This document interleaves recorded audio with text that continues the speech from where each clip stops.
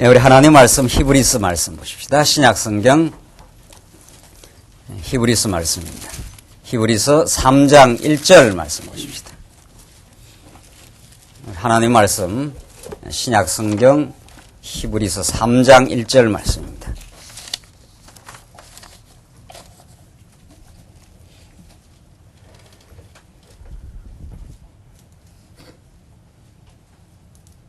이차이신 줄 알고 봉독 드리겠습니다.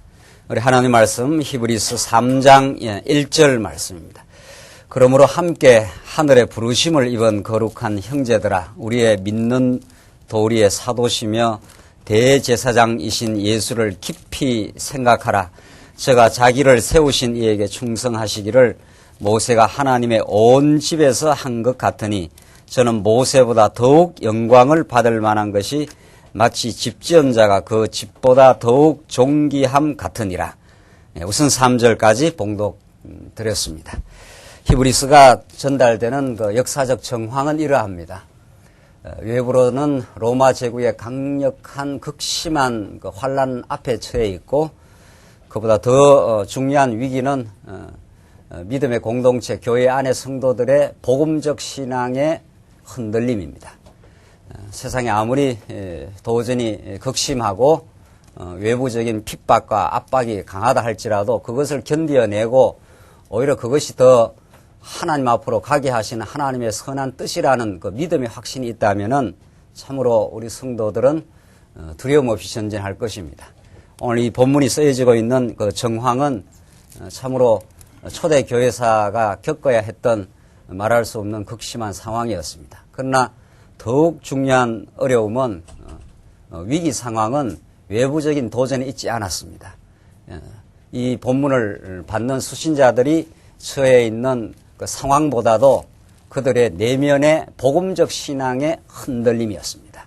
그래서 사도 히브리서 기자는 그 수신자들을 향하여 이제 너희가 흔들리고 있는 복음적 신앙에 굳게 설 것을 강조하면서 우리에게 전달된 예수는 구약의 모든 의식과 율법의 그림자를 최종적으로 성취하러 오신 분 아니냐. 이제 너희들이 유대주의적 전날의 관습에 아직도 매여 있어 보이는 것에, 보이는 제도에, 보이는 천사와 모세를 더 존중히 여기며 그보다 더 온전한 성취로 오신 예수 그리스도를 너희가 잊어버리고 있느냐. 이렇게 히브리서 기자는 그 수신자들을 격려하고 그들이 지금 흔들리고 있는 근본 원인이 상황에 있지 않다는 사실, 너희의 믿음의 흔들림에 있다는 사실을 지금 촉구하고 그 믿음의 주요 온전케 하신 예수 그리스도에 대한 그 신령하고 놀라운 진리를 다시 재확인해 주는 것이 히브리서의 말씀입니다. 이런 히브리서의 말씀은 그 2000년 전 예수님 이후 약 70여 년 어간 그때만 적용되는 하나님의 거룩한 말씀이 아니라는 사실, 오늘 우리 거친 세상을 살아가는 우리들에게도 동일한 복음적 메시지로 우리가 다가옵니다. 오늘 본문 말씀을 보시면은 이제 1장, 2장 내용을 거쳐 이제 히브리서 기자는 아주 치밀하고 논리적인 그 체계적인 복음을 증거해주고 있는데, 히브리서 앞부분의 말씀이 예수 신분이 얼마나 우월한가. 너희들이 지금 중요하다고 생각하는 껍데기를 붙들고 있는 천사라든가 구약의 정말 영웅이라고 할 수 있는 모세라든가 구약 제사장 가운데 아론이라든가 이런 구약적 아직 구약의 관습에 매여 있는 그 유대주의자들이 자꾸 교회를 흔들어 놓는 것입니다. 예수가 중요하지 않다는 겁니다. 아직도 모세가 중요하고 율법을 준수하는 것이 중요하고 구약의 제도가 중요하고 이런 식의 그 껍데기를 그게 그림자였는데 이제 예수가 확 와버렸기 때문에 만물을 붙드시고 구약의 여러 부분과 여러 모양으로 이 모양 저 모양으로 구약에 말씀해 주셨지만 그 모두 그림자였고 이제 하나님의 아들로 하나님과 동등한 권세를 지니신 하나님의 아들로 이 마지막 날 계시하신 하나님께서 이렇게 히브리서 기자가 전달되지 않습니까?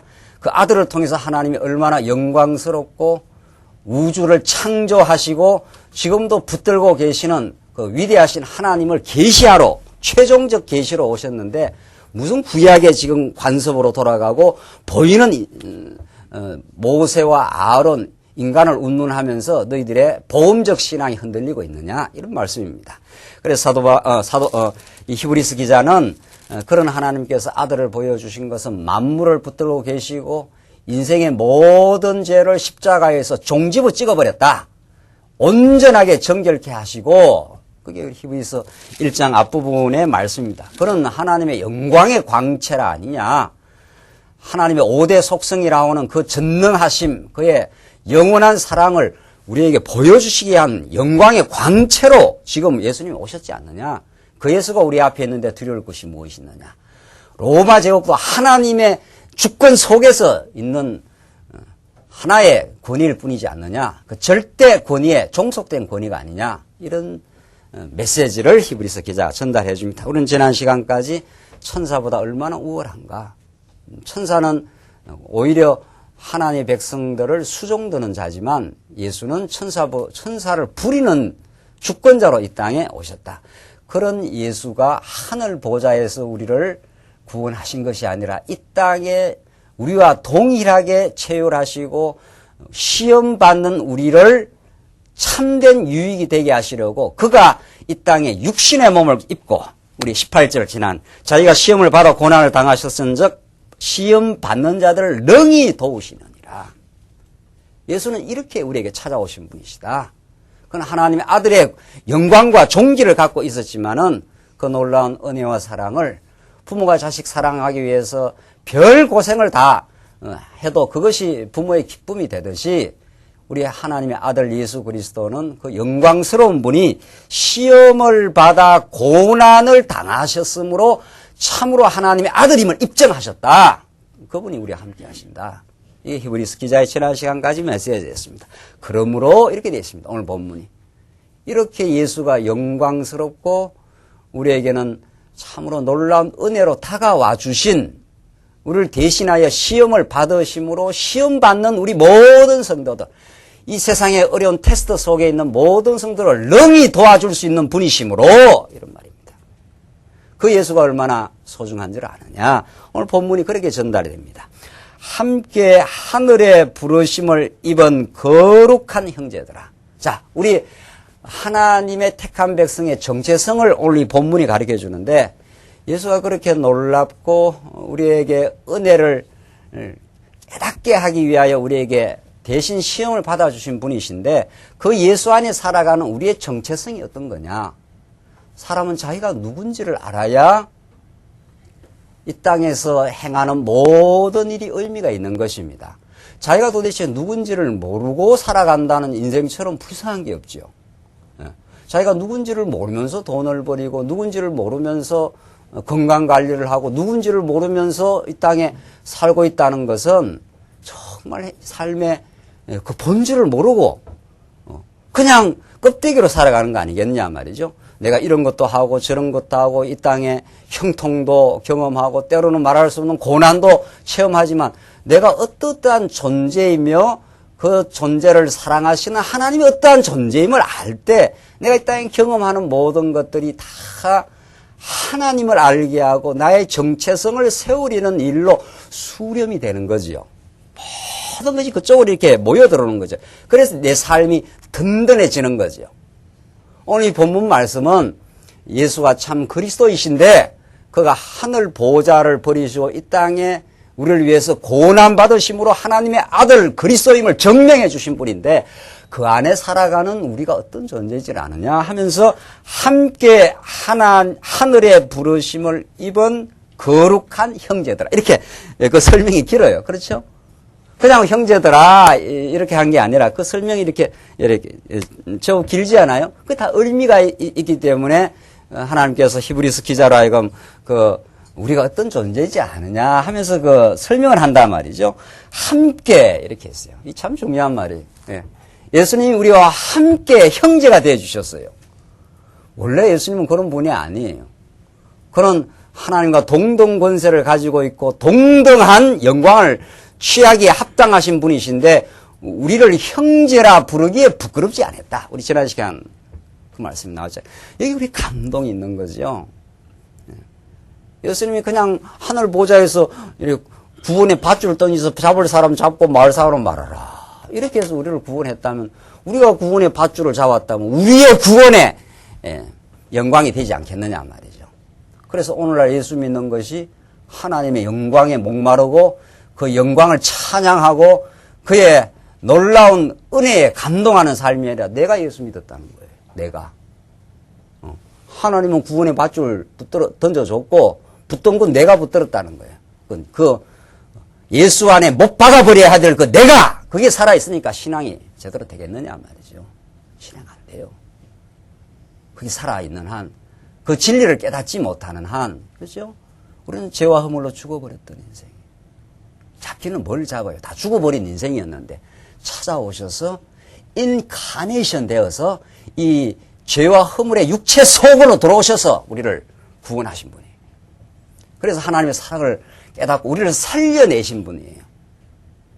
여기 우리가 감동하고 정말 경악하고 놀라는 거죠. 하나님 이렇게 우리를 이미 우리의 존재를 하나님의 거룩한 백성으로 만들어 주었습니다. 그래서 예수님이 우리와 함께 해주시고 우리 모두를 그리스도 안에서 함께 살아가는 한 몸 되는 지체로 만들어 주었어요. 그래서 오늘 본문이 함께 이렇게 되어 있어요. 함께. 하늘의 부르심을 입은 이렇게 되어 있어요. 하늘 하는 말은 하나님과 동일한 다른 표현일 뿐이에요. 하나님의 부르심을 입었어요. 우리가. 청와대 대통령이 우리를 불러준다 하면 얼마나 영광스럽게 나가겠어요? 예? 가문의 영광이라 생각하고 나가지 않겠어요? 하나님 오늘 여러분과 저를 이 자리에 불러주신 것은 하나님이 특별한 부르심입니다. 세상에 허구한 많은 사람들 가운데 하나님 창세전에 우리를 예정하사 하나님의 존전 앞으로 우리를 부르심이에요. 이게 예수 믿는 사람의 신령한 안목이요 특권이에요.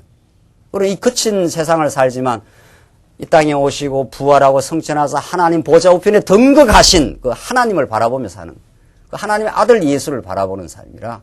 그러니까 함께 하늘의 부르심을 입어서 거룩한 형제들이 되었다는 거예요. 우리가. 우리는 이 세상에 살지만 세상이라는 건 세속적 가치 아닙니까?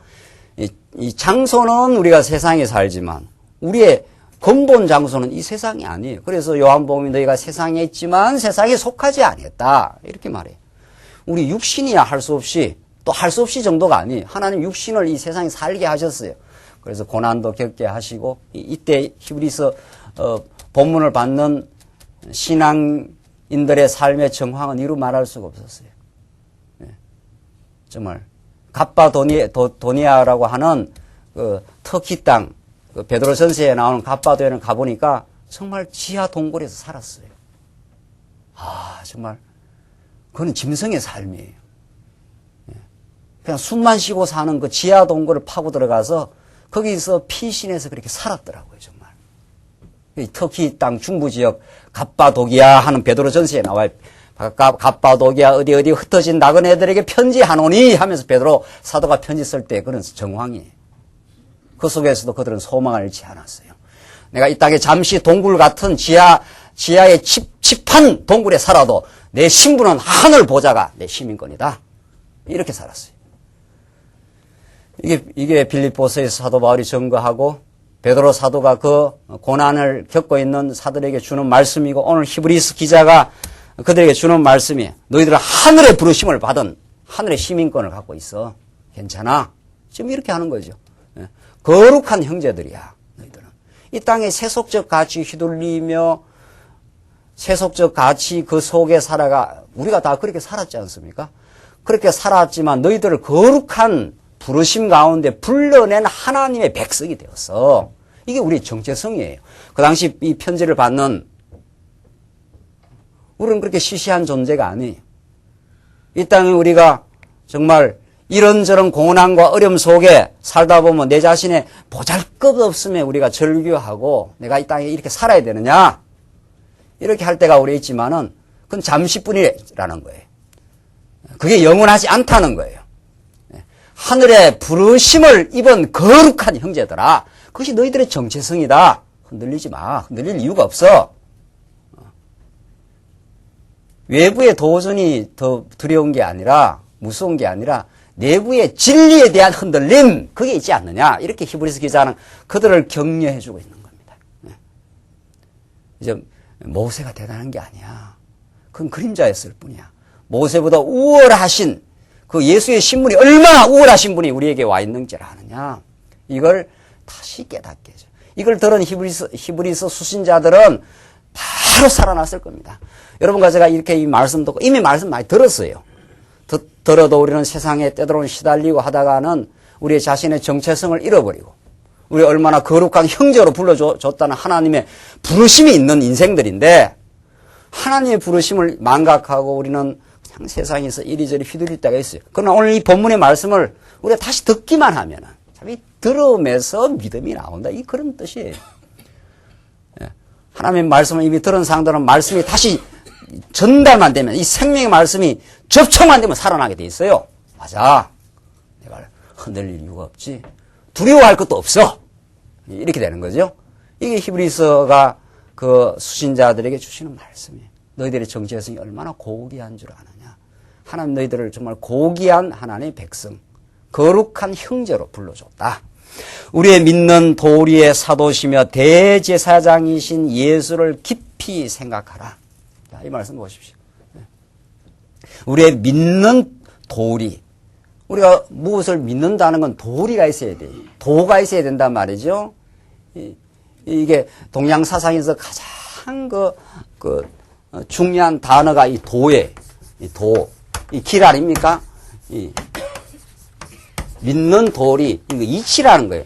어떤 믿음의 길을 가게 되는 도라는 건 길이니까 내가 생각해서 예수는 이런 존재일 거야. 내게 세상적 안위를 허락하고 가족들 다 보살펴주고 세속적 내 욕망을 도와주는 그런 무당신 같은 존재가 아니란 말이죠. 우리가 믿는 예수는 내 머리에서 내한테 좋은 내 생각해낸 그런 인조신이 아닙니다. 예수는 하나님은 영원히 존재하시고 영원한 그 존재와 영광을 예수를 통해서 보여주신 하나님의 계시의 말씀에 근거해야 우리는 예수를 알고 하나님을 알아요.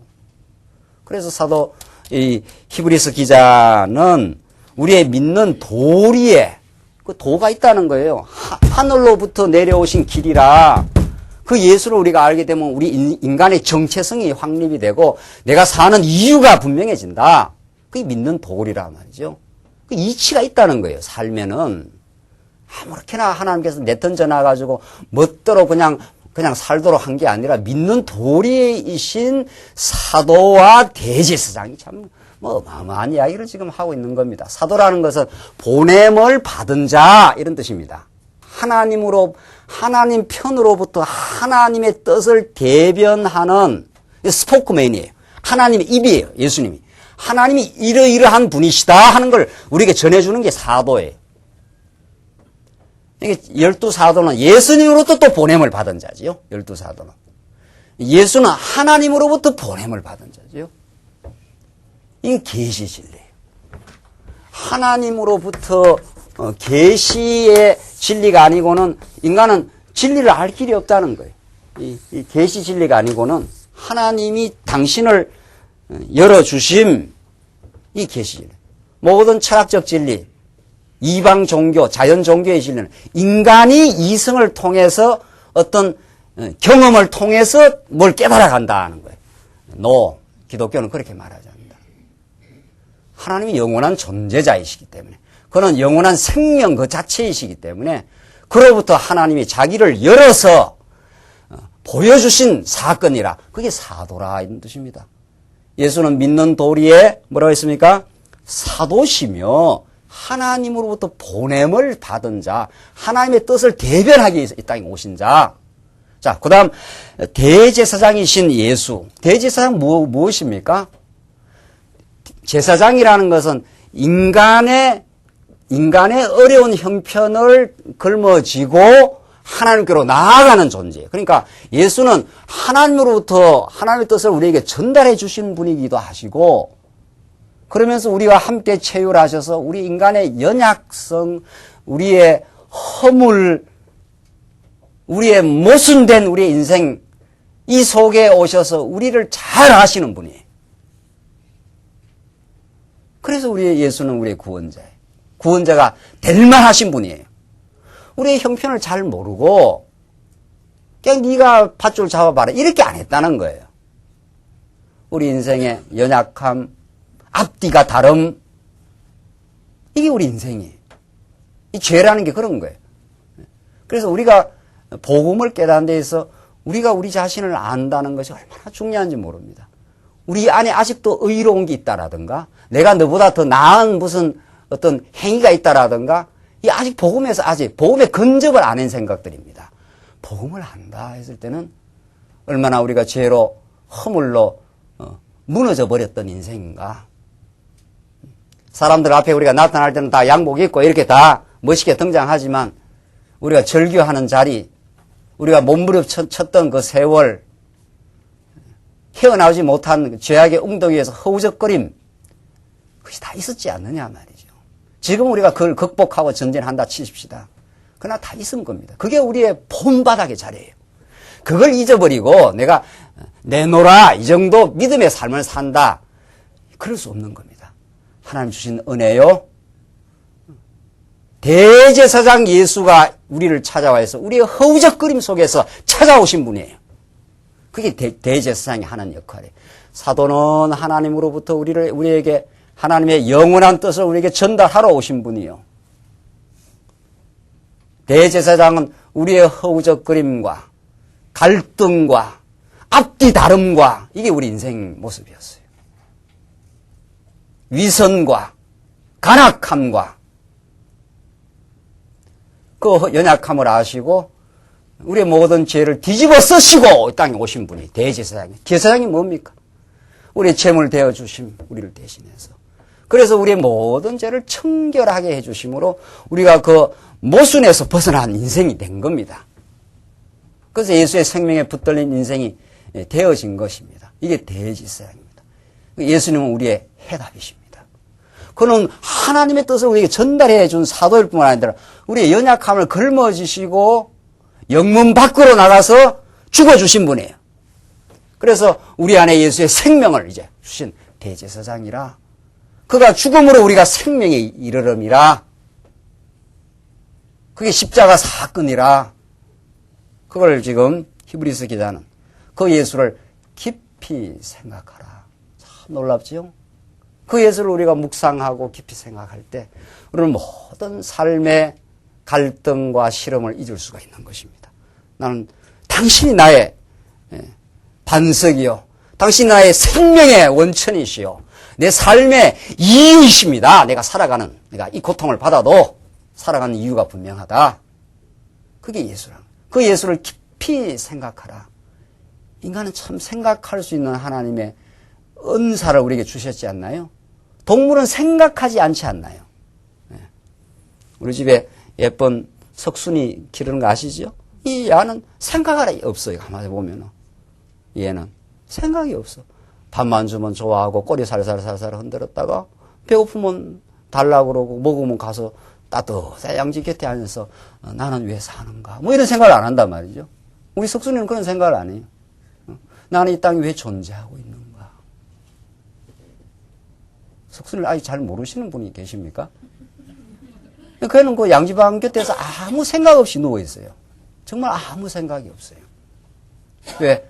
하나님인 그 동물에게는 그런 삶의 의미, 가치, 위대한 것에 대한 헌신 이런 복음이 없어요. 그걸 깨닫지를 못해요. 그러니까 동물은 그냥 먹이 주면 먹고 화장실 가서 싸고 따뜻한 양지 곁에서 누워있고 그런 것뿐이에요.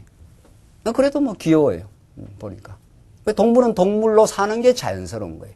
인간이 그렇게 산다면 인간은 그게 부자연스러운 거예요. 하나님의 백성은 생각하며 사는 게 자연스러운 거예요. 내가 왜 살지? 나는 왜 오늘 이 교회에 왔지? 이게 다 생각 아닙니까? 그렇죠? 내가 왜 열심히 사업하지? 아무 생각 없이 사업하나요? 그냥 돈을 위해서만 사업하나요? 물론 돈도 버려야 되겠죠. 왜 버리지? 이게 생각 아니에요. 왜? 여기에 대한 해답이 있어야 되지 않나요? 그 해답은 아무리 석가모니가 보리수 앞에서 세상이 뭐고 나는 뭔지 아무리 생각해도 답이 안 나옵니다. 재행무상이라. 모든 것이 다 영원한 것이 없다. 그거 하나 깨달았어요. 모든 것이 영원하다. 천만의 말씀이요. 모든 것이 기독교는 영원합니다. 여러분과 저의 존재도 이 피조 만물도 두루마리처럼 말리고 나면 새하늘과 새 땅에 만물을 새롭게 하노라. 예수가 영원히 영원한 경륜을 이 땅에 이루고 말아요. 모든 게 영원하지 않다고요? 천만에요. 모든 게 영원합니다. 하나님이 영원하시고 우리 인간의 존재가 영원하고 영생을 받았고 천지 만물이 새롭게 변화해서 영원히 하나님을 경배할 것입니다. 여기서는 진리가 안 나옵니다. 여기서는. 이로부터 진리가 나옵니다. 지금 생물학자들, 모든 의학자들이 생명의 기원이 무엇인가 찾아 들어가면 답이 안 나온다는 거예요. 도무지 모르겠다는 거예요. 하나님의 영생의 근거이신 하나님의 계시로부터 생명은 설명이 되는 것입니다. 그래서 하나님 우리로 하여금 생각하는 기능을 주셨는데 그래도 예수 안 믿는 사람들 가운데 철학자들이나 사상가들이 생각하지 않았어요. 근데 그 계시를 근거하지 않는 생각은 허망한 우상에 이르른다. 그렇게 돼 있어요. 하나님의 계시를 근거로 해서 계시의 절정으로 오신 예수를 깊이 생각해야 인생의 생각이 바르게 생각이 된다. 그렇게 돼 있단 말이에요. 오늘 성경의 가르침은 그렇죠. 예수가 하나님의 뜻을 전달하기 위해서 오신 사도이자 우리의 모든 허물을 걸머지시고 영문 밖으로 나가서 고난받으시고 다 완전히 정결케 하시고 우리를 부활의 생명으로 새로운 인생으로 만들어 주신 분이시다. 이 예수를 깊이 생각할 때 우리는 얼마나 벅찬 삶의 이유를 찾게 되느냐. 맞아. 내가 이 땅에 살아가는 이유가 분명해. 그의 영생의 힘을 힘입어 하나님을 더 배워가기 위해서 하나님은 광야를 허락하셨다. 그런 광야 학교를 지금 걸어가고 있는 중이란 말이죠. 하나님께서 이 광야에서 잘 배워가게 하시옵소서. 지난 일주일 동안도 이런저런 일들을 우리가 겪었습니다. 이것이 하나님을 배우는 자료로 주셨습니다. 이게 예수를 깊이 생각하는 것입니다. 우리는 정말 생각하고 생각할 수 있는 생각의 정말 근거와 복된 자료, 이게 복음입니다. 이 예수를, 이 복음을 모르면 인간의 생각이 얼마나 에베소서라 로마서의 인간의 생각이 허망하여지며 이렇게 돼 있어요. 예수를 생각하지 않으면 예수로 충만한 생각 속에 감사와 마음의 평강과 예수를 생각해 보십시오. 즉시 마음의 평화가 찾아옵니다. 그가 우리의 주권자이신데 두려워할 일이 뭐였겠느냐 말이죠. 그가 내 미래를 책임지고 끌어가시는 분이신데 그런 예수를 알면 우리는 생각이 굉장히 소박해집니다. 허영기가 다 사라지고 염려가 다 사라지고 우리는 예수를 알게 되면 마음이 굉장히 단순해지고 소박해지고 진실해지는 것입니다. 여러분과 저의 생각 세계를 교란시키고 있는 그 찌꺼기들, 이 세속적 가치들, 자존심들, 이걸 다 쳐내는 힘이 예수 안에 있어요. 그 예수를, 그게 사도시요, 믿는 도리의 사도, 하나님이 어떤 분인가를 우리에게 알려주신 분이시요. 그가 우리의 허물을 걸머지시고 보호자 앞으로 나아가신 분이시다. 하나님과 소통의 길을 열어버리신 분이다. 인간은 도무지 하늘과 소통이 열려버려야 시원시원해지는 겁니다.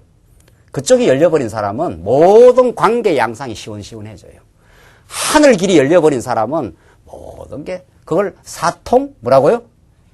팔달이라. 이쪽이다 저쪽이다 다 터져버려요. 막힌 데가 없어. 막힌 데가. 원수가 없어져 버리는 거예요. 원수가 도무지. 하늘이 열리지 않는 인생, 막히고 닫힌 인생들입니다. 하나님께서 요셉을 감옥 가운데 가두어 두셔서 그 말할 수 없는 고난 속에 다 닫힌 인생이 된 거 아닙니까? 요셉의 전반부가. 그러나 하나님이 요셉을 언약대로 사랑했기 때문에 그가 말할 수 없는 형제로부터 핍박을 경험하고 보디발의 아내로부터 애매한 고통을 경험하고 감옥에 살았지만, 그래서 누가 봐도 요셉은 망가진 다친 인생이었습니다. 그러나 하나님은 요셉을 다친 인생으로 두질 않습니다. 그 고난 속에 하늘 길이 열어놓고 하나님은 요셉을 새로운 그 형제를 구원하는 열려진 인생으로 만들어 주신 하나님. 여러분의 삶에 지금 닫힌 부분들이 있습니까? 어디가? 그것은 아직 하나님을 하나님답게 잘 우리가 깨닫지 못하는 것으로부터 나올 뿐입니다. 믿는 도리의 사도시며 대제사장이신 예수를 깊이 생각하라.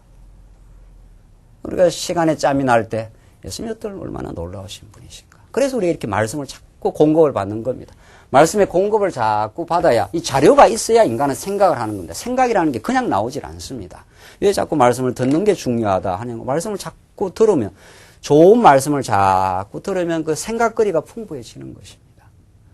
예, 자꾸 세상에 온갖 경쟁과 쓸데없는 것들이 자꾸 정보로 들어가면 그런 생각이 자꾸 나오는 것입니다. 예. 그래서 누구하고 같이 지금 많이 교제하느냐가 그 사람의 삶의 질을 결정을 하는 것입니다.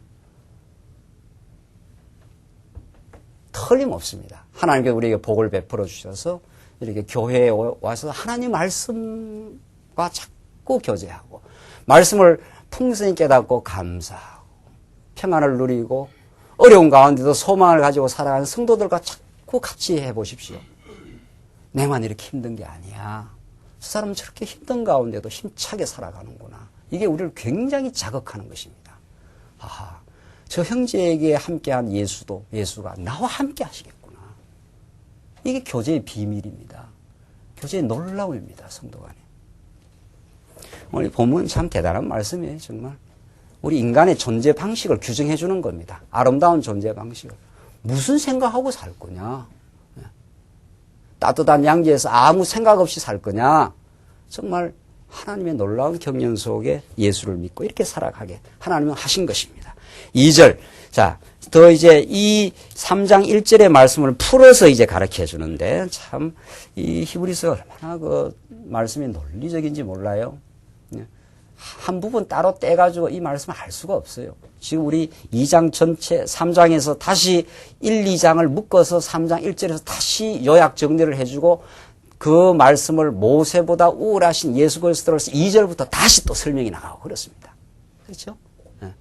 참 이제 말씀 우리 그래서 이 말씀의 흐름을 따라 본다는 게 이렇게 중요해요. 2절로 4절 예수는 모세보다 더욱 영광을 받을 만하다고 증거를 하십니다. 모세하고 비교 안 돼. 지금 유대주의자들은 자꾸 구약에 모세가 대단했지 않습니까? 구약에는 모세가 대단해요. 그런데 알고 보면 오늘 본문에서 증거하는데 모세는 장차 미래에 누구를 지시하는 분이에요. 누구를 지시하는 분이라고요. 그러니까 구약의 모세가 대단하다 해가지고 이것이 지시하는 진짜가 왔는데 이 진짜를 잘 몰라보고 아직도 우리는 모세가 대단해. 아론이 대단해. 이 성전이 얼마나 큰 줄 알아? 이러고 있단 말이죠. 또 이 보이는 이 관습적, 구약 관습적 세계관에서 못 벗어난 그들에게 지금 히브리서는 그 생각을 논파하고 정말 우리가 바르게 생각해야 될 복음의 가치를 지금 전달해 주기 위해서 2절부터 지금 설명하는 겁니다. 모세보다 얼마나 우월한가를 저가 자기를 세우신 이에게 충성하시기를 모세가 하나님의 온 집에서 한 것과 같으니 자 이제 모세하고 비교를 하지 않습니까? 저가 하는 건 예수예요. 그 앞에 예수가 자기를 세우신 이 하나님 아닙니까? 예수는 사도로 이 땅에 오신 분이니까 하나님이다. 자기를 세우신 예수께 충성하기를 이게 정말 좋은 말씀입니다. 충성이라는 말이 마음을 가운데 중자니까 그 마음을 전부 이 가운데로 하나로 집중하는 겁니다. 충성이라는 게. 예수는 하나님의 뜻에 온 마음을 걸었어요. 이게 우리 예수 믿는 사람의 마음의 태도예요. 우리가 어디에다 전체 마음을 걸고 사느냐. 이게 우리 신앙이거든요. 그의 영광의 부르심과 그의 하나님의 살아계심에 내 마음이 걸려 있다면은 그냥 내게 주어진 모든 삶을 범사에 인정하겠죠. 그러니까 예수는 충성했다. 그 마음이 하나님의 뜻에 온 마음을 걸고 그에 순종하신 분이 아닙니까? 요한복음이 그걸 말해요. 내가 내 생각대로 한 것이 하나도 없고 나를 이 땅에 보내신 아버지의 뜻을 행하러 이 땅에 오신 분이다. 이게 충성이거든요. 그래서 예수는 이런 분이십니다. 그래서 충성하시기를 모세가 하나님의 온 집에서 한 것과 같으니 모세하고 이제 대비를 하지 않습니까? 모세도 그 집에서 구약 시대에 참 충성했던 인생이었다. 그런데 모세가 원래 그런 게 아니고 하나님 은혜를 베푸시니까 젊은 날 생활은 막 자기 의분에 의해서 막 바로의 군사를 하나 때려 죽이고 도망쳤던, 그래서 40년의 연단을 거치어서 나이가 80이 되어서 하나님 모세를 불러주신 것입니다. 정말 하나님의 영광스러운 그 섬김은 하루아침에 그렇게 그런 마음이 생긴 게 아니죠. 40년 초반기, 중반기의 방랑의 세월과 연단, 그 이후에 하나님의 부르심, 이게 모세를 쓰시는 겁니다. 우리 인생도 그런 거죠. 구약에는 이렇게 모세가 하나님의 집에서 충성했는데 예수는 진짜 하나님의 뜻에 복종하고 충성하고 오신 분이시다 하면서 모세와 대비를 합니다. 3절, 저는 모세보다 더욱 영광을 받을 만한 것이 마치 집 지은 자가 그 집보다 더욱 존귀함 같으니라. 모세의 구약이 대단한 인생이었는데 하나님이 쓰시는 종이었는데 모세하고는 그 영광의 비교가 안 된다는 거예요. 마치 집 지은 자가 집보다 더욱 존귀한 것 같아. 그렇죠? 그 집이 아주 영광스럽게 좋은 집을 누가 지었다 하면 그 집에 들어가서 사람들이 참 집이 좋다, 참 집이 대단하다 이렇게 하는데 그거는 아직 1단계 아닙니까? 그렇죠? 참 집이 대단하다 이렇게 하고는 그 다음에 조금 생각이 있는 사람이라면 뭘 생각하겠어요? 누가 이 집을 지었을까? 그렇죠? 그러니까 우리가 어떤 엄청난 그 자연의 경관을 우리가 탁 봤을 때, 와, 거기에 머물면 자연주의자 아닙니까? 신앙주의자가 아니죠. 자연이 대단하다. 그건 예수 안 믿는 사람도 하는 거 아닙니까? 야, 이 경관이 대단하다. 이러다가 이제 신앙의 생각이 있는 사람이면 뭐라고 해야 되겠어요? 누가 이 엄청난 이 경관을 지은 그 존재가 누구인가? 이렇게 해야 되겠죠? 그게 이제 예수 믿는 사람과 예수 믿지 않는 사람의 생각의 차원의 다름이에요. 그런데 집 지은 자가 그 집보다 더욱 존귀함이라. 이게 모세와 예수의 차이라는 거예요. 모세도 참 하나님께 충성하고 영광스러운 하나님의 일을 받들어서 했던 수행자지만 이 모세와 예수의 차이는 이건 집이라면 예수는 집을 지은 창조주 아니냐 이렇게 지금 나간다. 이게 모세하고 비교가 안 된다. 이 진짜 복음의 실체가 오셨다. 하나님의 살아계심과 우리 인생을 복되게 이미 예정해버리신 그분이 계신다. 이 말입니다. 지금 4절, 집마다 지은 이가 있으니 만물을 지으시는 하나님이시라. 자, 집마다 지은 지가 있으니 도대체 만물을 누가 지었는가? 만물을, 로마 제국을 누가 허락했는가? 이런 지금 메시지가 다 들어있는 거죠. 다 하나님의 창조의 주권에 종속된 피조물들 아니냐. 우리가 믿는 믿음의 대상이 그런 분이다. 예수가. 5절, 또한 모세는 장래에 말할 것을 증거하기 위하여 하나님의 온 집에서 사환으로 충성하였고. 참 재밌는. 자, 모세는 장래에 말할 것을 증거하기 위하여, 장래에 말할 것 하는 게 예수예요. 조금 더 히브리서 가면 율법은 오실 좋은 일에 뭐라 그럽니까? 그림자라. 조금 더 뒤에 가면 이제 히브리서 뒷부분으로 가면 나와요. 그러니까 히브리서는 참 정말 우리가 언약 성취사 이 진리라는 게 이게 어느 성경을 봐도 다 그 맞는 진리입니다만은 이 히브리서는 더더욱 그러합니다. 히브리서의 논법 자체가 이 구약의 율법을 잘못 해석하는 유대주의자를 지금 논파하고 진리를 가르쳐 주기 때문에 구약과 신약을 언제나 왔다 갔다 합니다.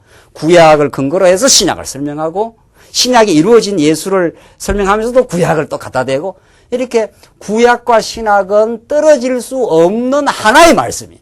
우리가 볼 때는. 그렇죠? 이 성경 신학을 우리가 깨닫는 우리들에게는. 그러니까, 이 정말 신구약의 하나의 생명의 말씀이에요. 한 분 하나님을 우리에게 가르쳐 주는구나. 구약은 메시아 언약이요, 신약은 메시아 성취라. 이렇게 된다는 거예요. 구약의 모세는 모세 언약을 통해서 하나님이 살아계심을 기억하게 하려고 모세를 통해서 모세 언약을 줬는데 그게 전부 다 메시아로 성취되었다. 구약의 모든 율법들이, 구약의 모든 제사 제도들이. 그렇죠? 구약과 신약이 딱딱 이렇게 아주 아구가 맞듯이, 아구가라는 표현이 별로 좋은 표현이 아니에요. 뭐라고 해야 돼? 짜맞춰지듯이 쫙쫙 맞아 들어가는 거예요. 구약과 신약이. 이래야 하나님이 증거되는 거죠. 살아계신 하나님이. 그냥 신약 몇 구절 일어놓고 요래 살아야 됩니다. 저래 살아야 됩니다. 그러면 예수는 온데간데 다 사라져버려요. 네? 네. 그러니까 우리는 이 히브리서 말씀은 조금 더 확장하면 신약의 전체의 말씀은 구약의 근거가 없이 어떻게 신약의 성취를 말하겠느냐 이 말입니다. 지금 히브리서 논법이 그렇지 않나요? 야 봐라 모세가 굉장히 온 집에 충성했다. 그렇죠? 예수님이 아니라 히브리서 기자가 그렇게 모세는 그 집에서 참 충성했던 사환이었다. 그런데 모세가 어떤 존재인가 하면 장차에 나타날 것을 말하고 있다. 모세는. 그 모세는 열심히 하나님이 구약에 모세가 하는 사역을 통해서 장차 말할 걸 지금 지시하는 지시봉이에요. 모세는. 모세가 어떤 일을 했습니까? 이스라엘 백성들을 애굽에서 어떻게 해요? 해방시켰지요. 그 원망하고 불평하는 이스라엘 백성들을 끌어안고 정말 제사장적 기도를 통해서 이들을 용서해 주시옵소라고 광야에서 이스라엘 백성이 범죄할 때마다 모세가 아주 목숨을 걸고 기도를 했지 않습니까? 그래서 그 백성들에게 정말 살 길을 열어주고 하나님의 인도하심을 깨닫게 하시는. 그래서 또 시내산에 가서 하나님의 거룩한 율법을 받아 그들이 살아가게 될 하나님을 기억하며 살아가야 되는 그 말씀을 받은 인생 아닙니까? 그 모세가 그런 중보자예요. 구약에서 하나님과 백성을 중보하는, 이렇게 중재하는, 연결시켜주는 그런 아주 중요한 인물이죠. 그런데 모세가 그런 출애굽의 해방 사건, 모세 언약을 받고 백성들과 하나님과의 관계를 설정해주는 이런 모든 일이 장래에, 그렇죠? 장래에 나타날 예수를 가르쳐주는 일을 했다는 거예요, 모세가. 그러니까 예수가 얼마나 놀라운 분이. 예수는 진짜 우리를 죄와 허물에서 해방시켰지요. 애굽 같은. 그리고 날마다 우리의 믿는 도리의 사도이시오, 대제사장이시오. 우리의 머리가 되시지요, 지금. 그래서 우리의 광야길을 인도해 가시는 분이라 얼마나 우리가 신약시대의 복음적 신앙 안에 들어와 있느냐. 모세보다 예수가 우월하지 않느냐. 이렇게 예수가 중요한 분이 아니냐. 이걸 지금 말하고 있어요. 그래서 모세가 온 집에, 하나님의 온 집에서 사환으로 충성하였고, 6절 또 대비하죠. 그리스도는 그의 집 맡은 뭐라 그럽니까? 아들로 충성하였으니. 그러니까 모세는 사환이다, 사환. 하우스보이라는 거예요, 하우스보이. 집에서 그냥 일하는, 그냥, 집에 아들의 종로로 사는 사환일 뿐이라는 거예요. 그러나 예수는 그 집을 만드신 아버지의 아들이니까 아들이다, 아들. 이 히브리서가 1장 1절에서 구약의 여러 모양과 여러 부분으로 말씀하신 하나님께서 이 마지막 날에 뭘로 말씀하셨으니? 아들로 말씀하셨으니. 이 아들이라는 메시지가 하나님의 아들 그리스도임을 믿게 하려고. 그러니까 하나님의 아들이 되어야 뭐가 될 수 있다는 거예요? 그리스도가 될 수 있다. 이런 뜻이죠. 예. 옛날에 몇 년 전에 이 민중신학이 한국 땅에 있을 때 이한열 열사가 죽었을 때, 열사라 해야 될지 모르겠는데 좌우지간 이한열 아시죠? 저기 뭐예요 그게? 저기 노태우 대통령 할 때 말이죠. 예. 이한열 열사가 죽었지 않았어요. 민주화 운동하다가. 그래서 민중신학자들은 이한열의 이름으로, 예수님과 이한열의 이름으로 기도합니다. 있다고 소리를 했어요. 그러니까 이한열도 메시아 반열이라는 거예요. 메시아 반열. 우리 민중을 위해서 죽은 사람이니까. 자, 민중신앙이 그런 겁니다. 이게 도대체 예수님하고 이한열 이름하고 같이 올라가서 이렇게 있으니 예수님만 그리스도셔요. 왜냐하면 그가 하나님의 아들이시니까. 예수님이 하나님의 아들이셔요. 이게 모세하고는 비교가 안 된다. 지금 그런. 모세도 참 구약 언약 역사 가운데 중요한 일을 했다. 그림자적으로 했을 뿐이다.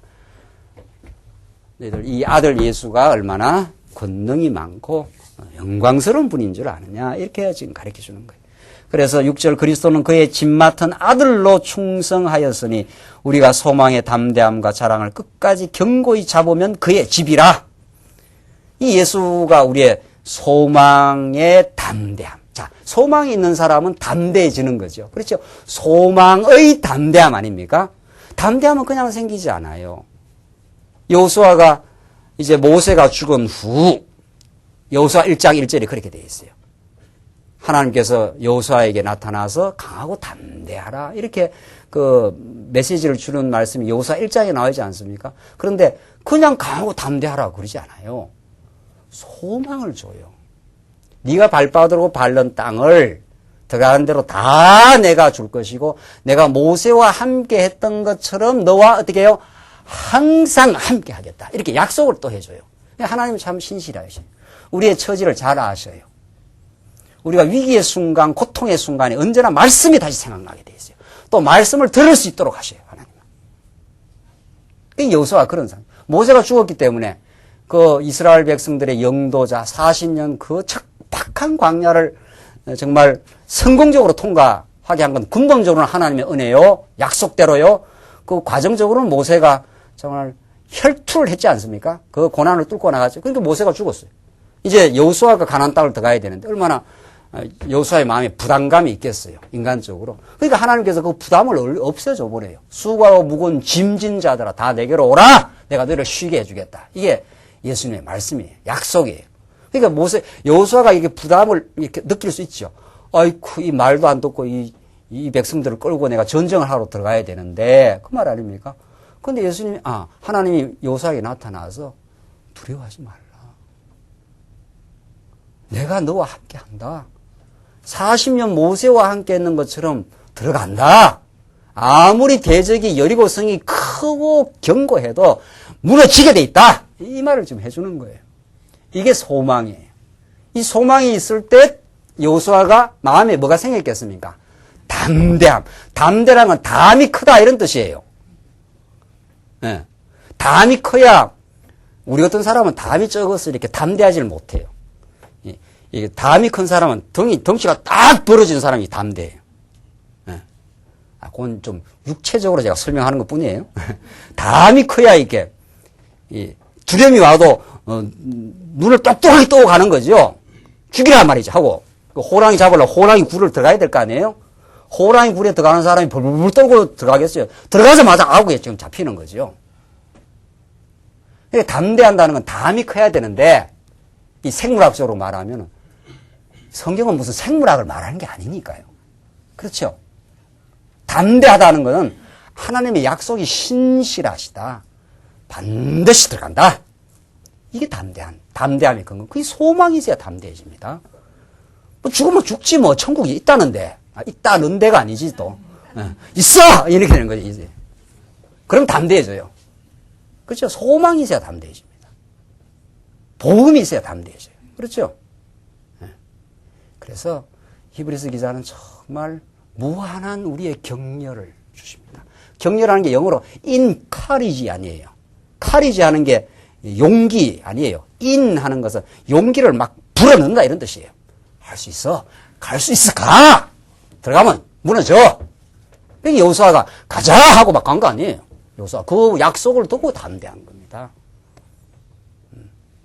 세상에 담대한 사람이 없어요. 죽음 앞에 다 벌벌벌 떨어요. 다. 그러나 이 영생의 말씀이 우리와 함께 하시면 약속이 우리와 함께 하기 때문에 궁극적으로 하나님의 생존하신 하나님이 우리와 함께 하기 때문에 담대한 거죠. 여러분과 제가 오늘 이 말씀을 듣고 있습니다.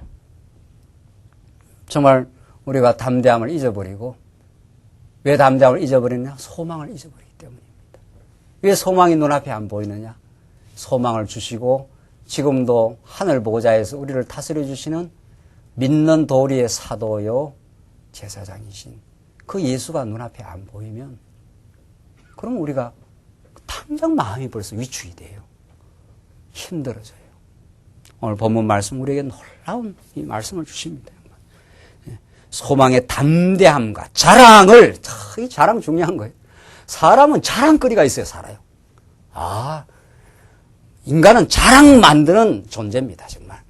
자랑 만들기 위해서 공부도 하고, 큰 사업도 이루고, 권력도 잡고, 자식도 공부시키고, 이 자식이 우리 자랑이다. 뭔가 인간이 자랑거리가 있어서 사는 거예요. 그러나 그 세속적인 모든 자랑들은 참된 자랑이 아니에요. 그 자랑에 사로잡히면 인간이 치졸해져요. 남과 비교하게 돼요. 내가 자랑스러운 것도 나보다 월등 자랑스러운 게 있는 사람 앞에 가면 비굴해진다고요. 권력 잡았다고 생각하는데 더 큰 권력 앞에 가면 빌빌하지 않나요?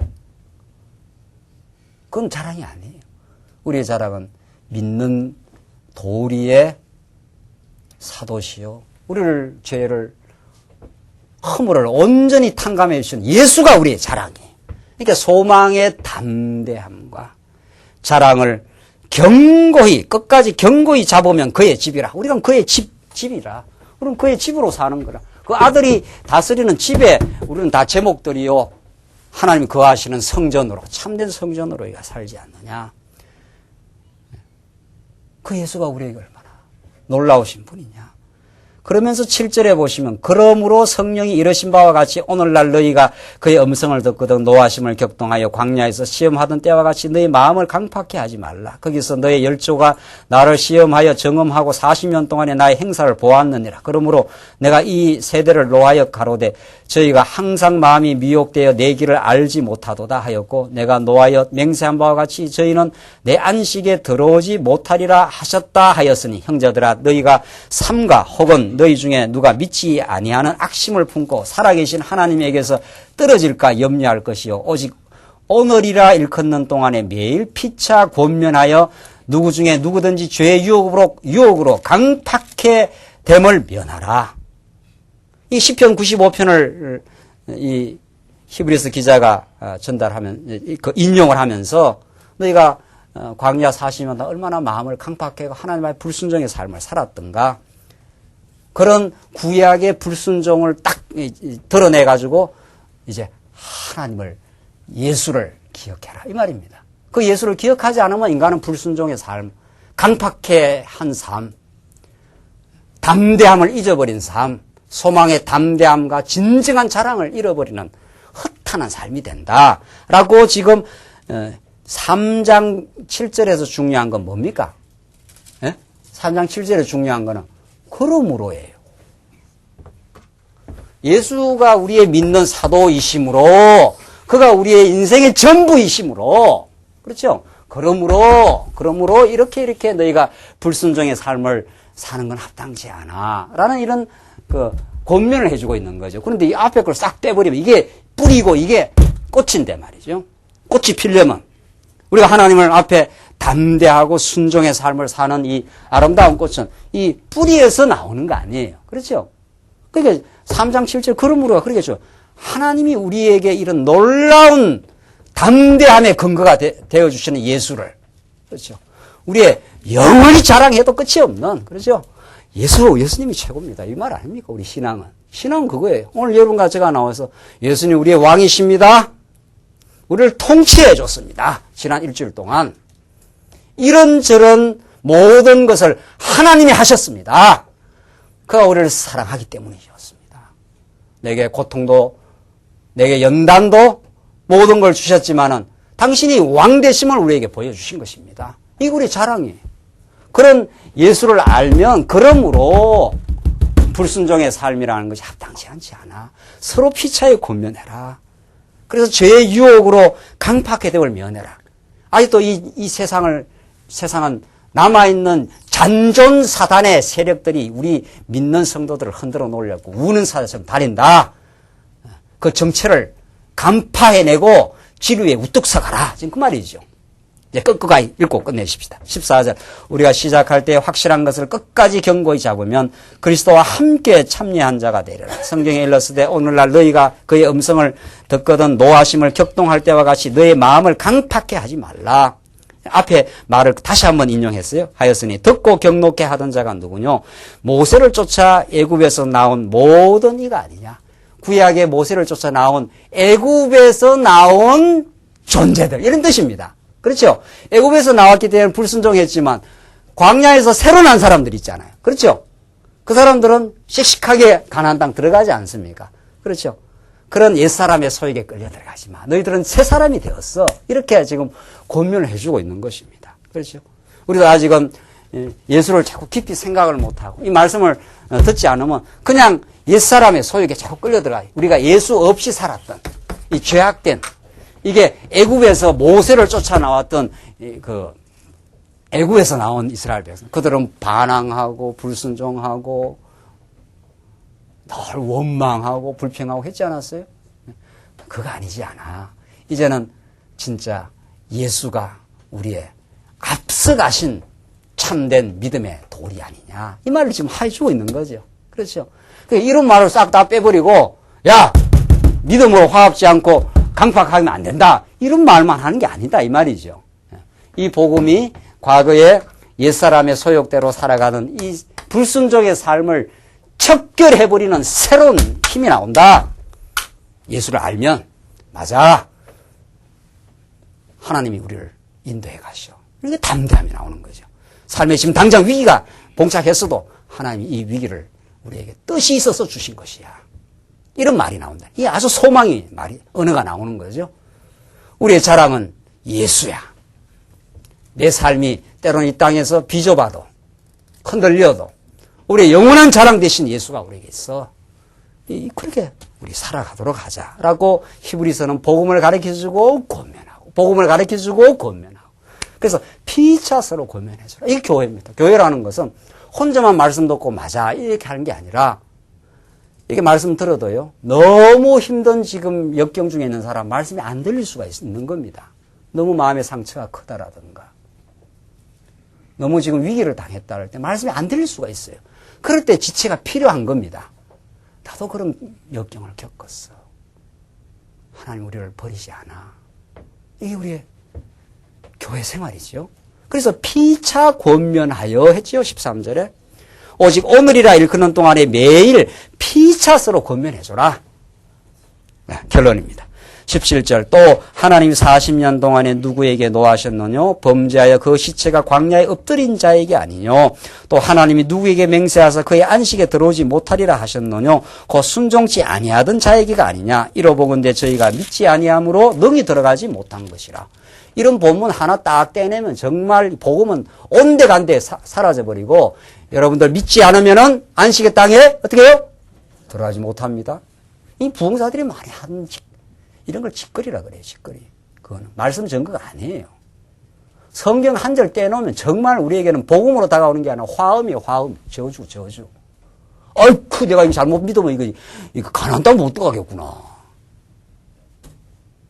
자, 여러분들 이런 성경 정말 바르게 깨닫는 거, 바른 하나님을 아는 거, 바른 복음을 아는 거. 우리 성도대학 5회 졸업식 합니다만은 정말 66권 성경이 어떻다 하는 것을 정말 진지하게 깨닫고 배워서 좀 하나님을 바르게 여러분들이 아시고 여러분들 귀한 자녀들이 이 믿음 안에 서고 이 교회가 믿음 안에 정말 든든히 서서 이 거친 세상 속에 우리의 나아갈 바를 믿음의 도리이신 우리가 어디로 전진해 가야 된다는 도의 이치를 우리에게 가르쳐 준 거 아니에요. 그렇죠? 그래서 이런 본문 하나 딱 떼내가지고 믿지 아니하면 안식의 땅에 못 들어가. 천만의 말씀. 요 말을 해석을 앞뒤로 해야 되죠. 하나님께서 모세와 함께 나온 자들은 광야에서 다 불순종해 죽었어요. 그 옛사람은 죽어야죠. 우리 죽을 때 이 옛사람 다 벗고 지난주에 우리 장례식 한번 치렀지 않았어요? 우리 성도님 아버님 돌아가셔가지고 아이고 옛사람이야 다 뭐 광야에 다 버리고 가야지. 이거 가지고 천국 가서 되겠어요? 저는 툭 하면 그냥 반점이 생겨가서 붕대 감고 다니는데 지금. 에? 이런 몸 가지고 가서 되겠어요? 그러니까 썩을 몸으로 심고 어때요? 썩지 아니할 몸으로. 아 저는 천국이 너무 소망스러워. 네. 천국 가면 다시는 이제 아프지도 않는 거. 이 지긋지긋한 아픔을 끊어버리고 말이죠. 천국에는 병원이 필요 없어. 병원이 이제 예수가 성전 하나가 딱 있어요. 이제 정말 그곳에 가면 소망이 있나요, 없나요? 우리 연세 드신 권사님들 아이고 소리 이제 안 나와도 되겠죠? 소망이 있어요. 우리 소망이 있는 거예요. 천국 가면 다 이 썩을 몸 다 묻어버리고 영원히 부활의 몸을 입고 이게 천국 생활 아닙니까? 이렇게 좋은 거예요. 예수 믿는 게. 믿지 아니한 불순종하던 우리 옛사람을 다 이 땅에 쓸어버리고 하나님께서 믿게 하신 속사람 하나님의 자녀로서 건강한 우리 사람을 천국으로 데려가겠다 이 말이에요. 이런 복음의 말씀을 확 뒤집어가지고 앞뒤 다 떼버리고 요것만 딱 떼내가지고 하면은 그걸 복음이 아니라 화음이라. 그거 가지고 성도들을 맨마디 띄어서 하면 성도들은 다 또 위축이 되네. 안 그래도 세상살이 힘든데 말이지. 예수를 믿었으니까 교회는 안 올 수는 없고 이런 우리 그럴 땐 정말 하나님 우리에게 복을 주신 것입니다. 신학에 그야말로 혁명을 주신 겁니다. 성경신학이라는 말씀을 통해서 우리에게 놀라운 은혜를 주신 것입니다.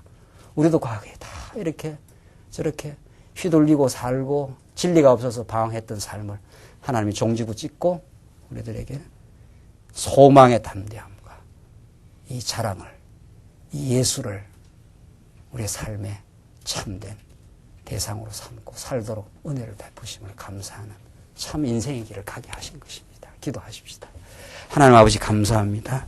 우리 얼마나 과거에 연약하고 방황했고 진리를 몰라서 이리저리 세속적 가치에 휘둘려 살았던 우리의 과거가 있었습니다. 하오나 하나님께서 이 놀라운 진리 안으로 인도하시고 우리의 참 사도요 대제사이신 예수를 생각하며 살 수 있는 이 복을 주셔서 감사합니다.